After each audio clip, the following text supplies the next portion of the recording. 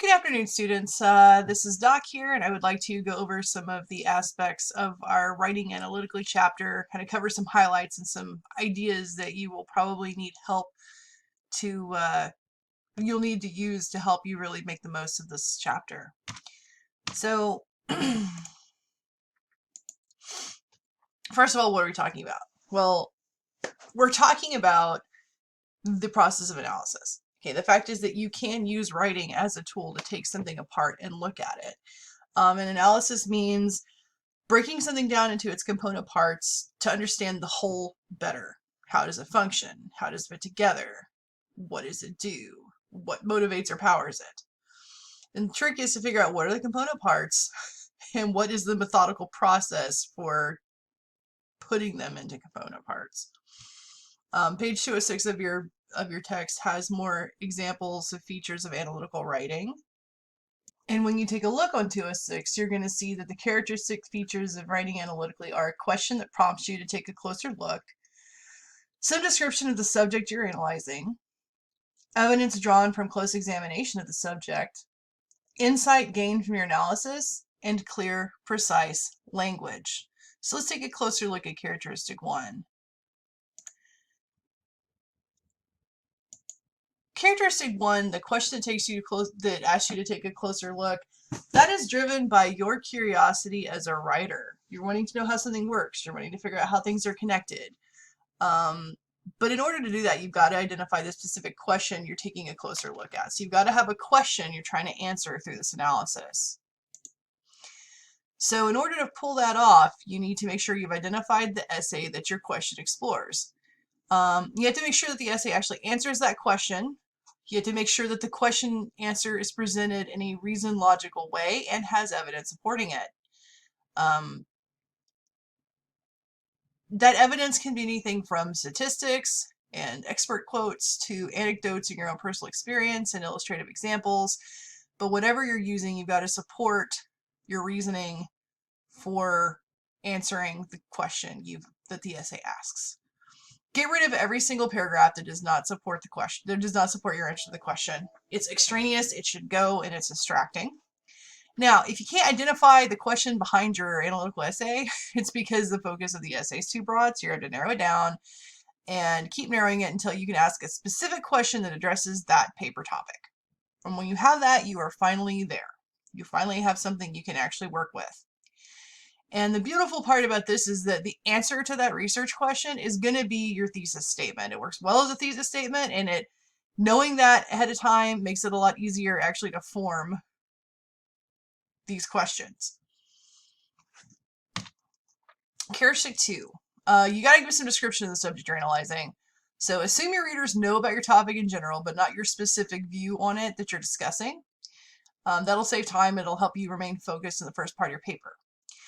Your introduction and your first paragraph are going to introduce the topic and give enough background on that specific aspect that you're talking about, as well as an overview of the issues that you're raising about that aspect. So it's like, here's my topic, here's the part of my topic that I want you to look at, and here are the issues that make that part really important to think about. Your description's got to be balanced, okay?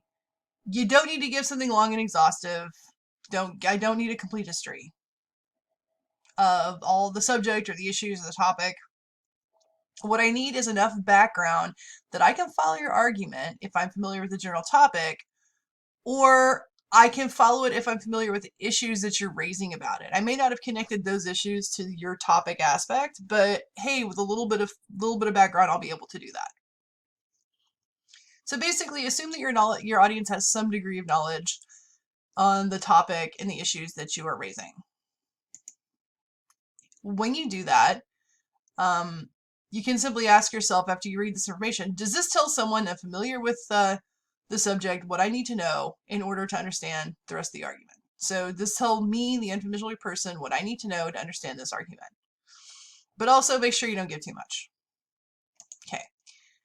Characteristic 3 is evidence drawn from close examination of the subject.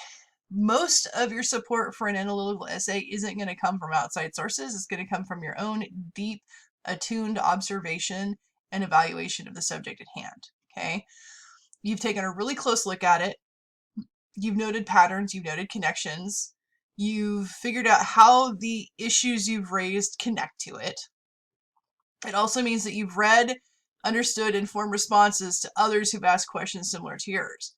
So I'm not saying you're not going to do research for your analytical essay, and I'm not saying you're not going to incorporate sources for quotes for your analytical essay, but those are actually not going to be the most important part of what you do. The most important part of what you do is the evidence you get from looking at the subject, looking at the issues, looking at that aspect that you're concerned with writing about. So your job in an analytical essay is to to present evidence of your analysis to your readers. So they are basically reading this to find out, okay, so this is their opinion. How did they get there? Okay. The evidence is from your own observations, it's from sources, and it's explained. This is one thing that a lot of beginning writers have trouble with. It's like, the evidence will be in the paper, but there won't be a lot of attempts to connect the evidence to the topic or explain why it's relevant. And part of that's because we do assume people are more intelligent than they are sometimes. We should assume that the audience is familiar with the issues. We should never assume that the audience can follow our logic and reasoning, which is why we have to explain connections. And it kind of gets to the point you feel sheepish going into detail explaining something. You're like, God, how could nobody know this? How could they not know this? I don't want to bore them. You know what? Bore them. Explain it. Explain it thoroughly. Because that's the only way you can guarantee they actually understand your thought process and where you're trying to take them and the conclusions you're wanting them to reach. Okay? So always ask yourself, how does the evidence you provided support your answer to the question that you're exploring in your essay? Okay, effectiveness check. So how do you know if your essay has that close examination of the subject? Okay, so first of all, look at your points. Are they vague in general, or do you have specific examples of what you're talking about from the topic, from the subject you're analyzing? If your points are vague in general, then you're going to have to go dig in for those specific examples to illustrate what you mean. Do your sources address the specific issues you're examining instead of general ones? So make sure that whatever sources you consulted were actually tackling the same issues rather than just the subject, because it's entirely possible that you'll find a source that talks about kind of the subject/topic of your essay, but it doesn't actually support the issues you're raising. And the red flag there is the danger of pulling quotes out of context from this general source to apply to a specific situation, and you shouldn't do that. And it helps if you just make sure from the get-go that your sources are dealing with the same issues you're looking at. And make sure that your response to these quotes, to this work that's already been done, is complex. And it is a good contribution to the ongoing academic conversation. And then finally, when you're looking at your essay, okay, what can you do to take a closer look? Like, is there anywhere in your essay that seems shallow, that seems glossed over? Okay, well, that's one that you need to take a closer look, and you're going to have to figure out how to dig more deeply into that part of your essay so that it makes more sense. Okay, characteristic 4 is insight gained from your analysis. Okay, the insight gained from your analysis is the answer to the question you've asked at the beginning. It is the thesis statement you're going to be proving in your work. It's the main point, the central point of your thesis. And as you're doing this, ask yourself, what realizations did you make because of the close attention you paid to your topic? And what conclusions did you reach based on your analysis?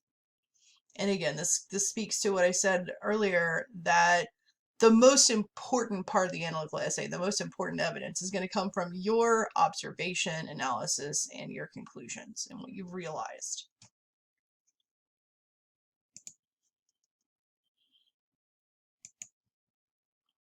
Okay, characteristic 5 is clear, precise language. Okay, you got to make sure to define vocabulary words. If there are words that your audience is unfamiliar with, get them out of the way quick. Do it as early as possible, and if you can define them in the introduction or the first paragraph, you should.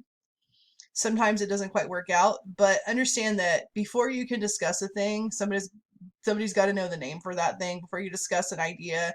People need to know what the idea generally is, or they can't make sense of your analysis. So define it as early as you can. Also, this is time to pay attention to the connotations and denotations of words. Now, in high school, you learned about these things, so I'm not going to go into too much depth about them now, but I will remind you that the connotation of a word is all the meanings that are associated with the word, and the denotation is the specific definition of the word. For example, apple, okay? The denotation of an apple is it is an edible fruit grown on a tree. But the connotations of apple are anything from, apple for the teacher, apple a day keeps the doctor away, the apple of my eye, Garden of Eden, an apple of temptation. So there are all these different symbolic things and ideas surrounding the apple that are connoted by the idea of the apple, but it only specifically references an edible fruit, or a computer, I guess. But I'm thinking the fruit apple. Anyway, but that's one of the things I'd wanted to define. Like if it was a key to my essay, I'd want to define the apple in terms of I'm talking about the computer, not the fruit, And as we have on the slide, influencing means nothing unless you know how the influence is working. The portrayal of women influences people, that's pretty vague.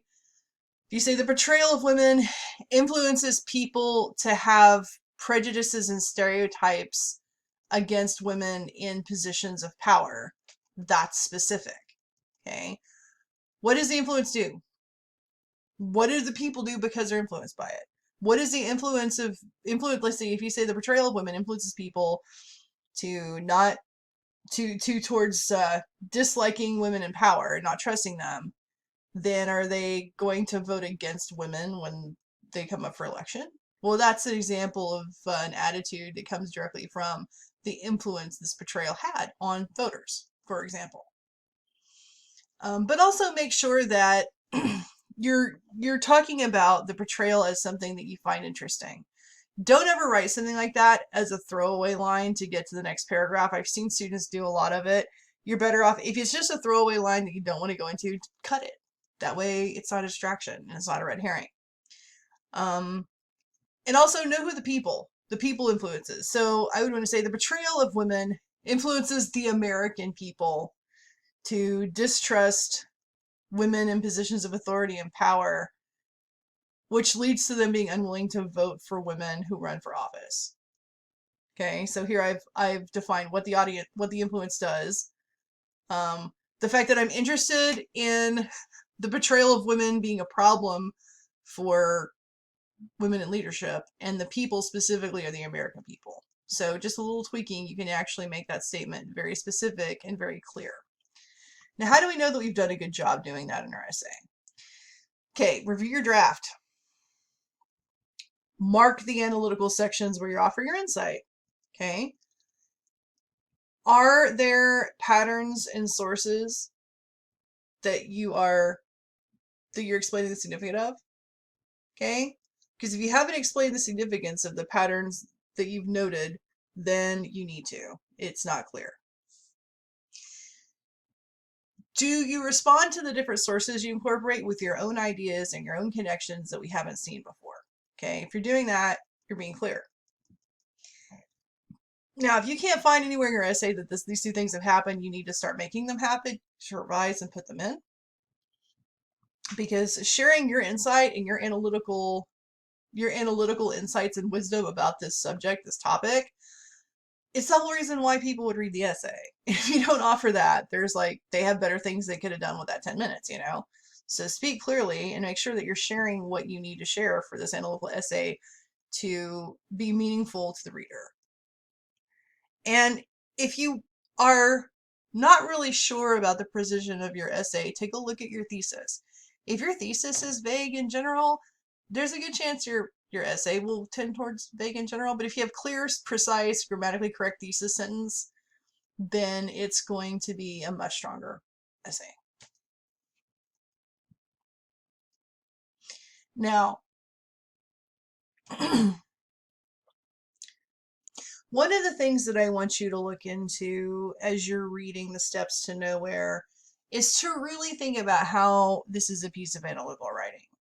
Because The Steps to Nowhere is it's a complex but beautifully reasoned essay that tackles what happened to a certain area of North Tulsa in the last 50 years. And it's not something that happened, like, people think that this stuff up there was kind of just left and kind of abandoned because of the race massacre, when, as it turns out, that part of North Tulsa wasn't even involved in the race massacre. It was really just a smorgasbord of civic irresponsibility, mismanagement, greed, and graft that created the vacuum of real estate in that area. And those steps that go nowhere are a legacy, basically, to bad city planning that the residents of the area did not even get to weigh in on and should have. So what you need to ask yourself when you're reading through this, and I'm kind of giving you the heads up about what you're looking for, what's the question? What's the question that is being stated here? Also, do they describe the steps to nowhere? Do they describe the area they're talking about? Do they give you enough that even if you're not familiar with the area, you can see it? Or if you're not familiar with the issues, you can kind of imagine them? Also, what is the evidence? Is the evidence drawn from close examinations of the subject? Okay, is it only stuff drawn from people going out there looking at that area, or is it also drawn from city council minutes and different maps and communications between city council leaders and the mayor? Where is the evidence coming from? Like, what was closely examined regarding the subject? And then, does the author present their analysis of how the situation happened and what the steps to nowhere really, that image really actually means? And finally, is there clear, precise language? Is everything very clear, very precise, and very, very well communicated so that you have no question what they're talking about or what their conclusions are? All of these things are actually very well addressed in the essay. So, just spoiler alert, all of them are there. The real task that you have is to figure out how you are going to notice them and how you're going to emulate them in your own writing.